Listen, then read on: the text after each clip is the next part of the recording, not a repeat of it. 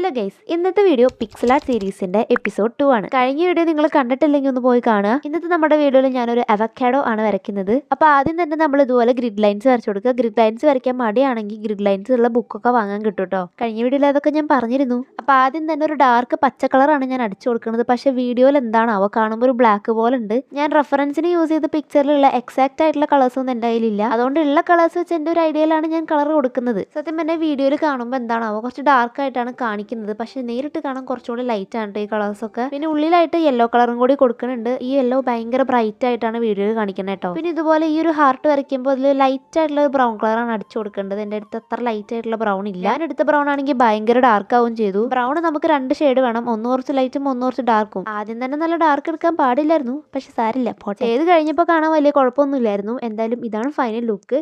ഇത് ബ്രൈറ്റ്നസ് കൂട്ടുമ്പോൾ നിങ്ങൾക്ക് കറക്റ്റ് കളർ മനസ്സിലാവുന്നുണ്ടാവും. അതുകൊണ്ടാണ് ഞാൻ ഇങ്ങനെ ബ്രൈറ്റ്നസ് കൂട്ടി കാണിക്കുന്നത്. ഏകദേശം ഞാൻ ഉദ്ദേശിച്ച പോലെയൊക്കെ ആയിട്ടുണ്ട്. അപ്പോൾ ഇഷ്ടപ്പെട്ട ലൈക്ക് ചെയ്യുക.